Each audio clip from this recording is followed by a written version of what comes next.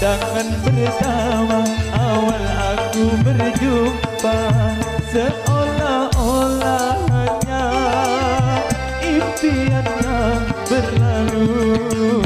Sungguh tak kusangka dan rasa tak berdaya, gadis secantik dia datang menghampirimu.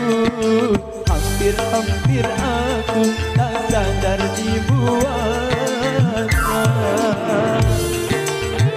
Megatron Indonesia.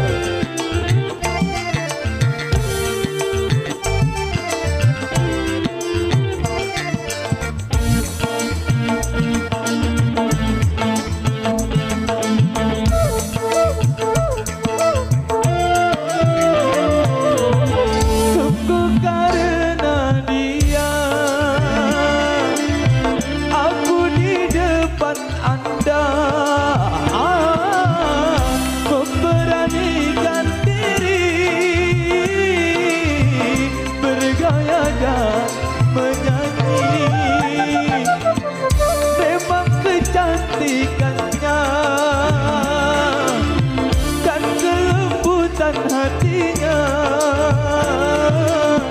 membuat aku berani menghadapi dunia.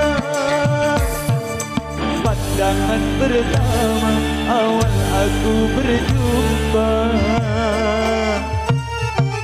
pandangan pertama awal aku berjumpa, seolah-olah berlalu.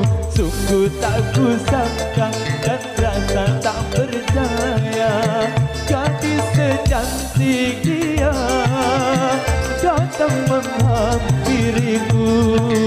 Hampir-hampir aku tak sadar dibuatnya.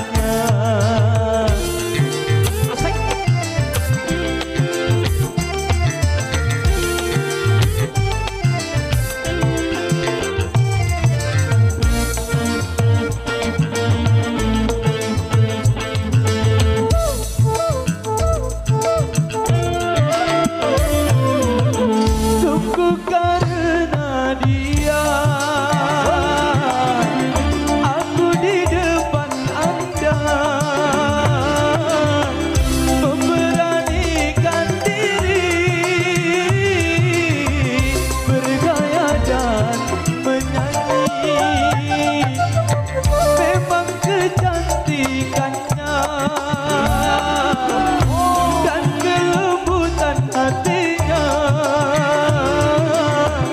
membuat aku berani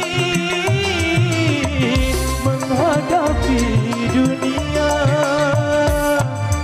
Pandangan pertama awal aku berjumpa, rasanya tak ingin untuk berpisah. Entah karena mengapa aku sendiri tak tahu. Mungkin hati tak sadar dibuatnya. Pandangan pertama, semua orang pasti pernah.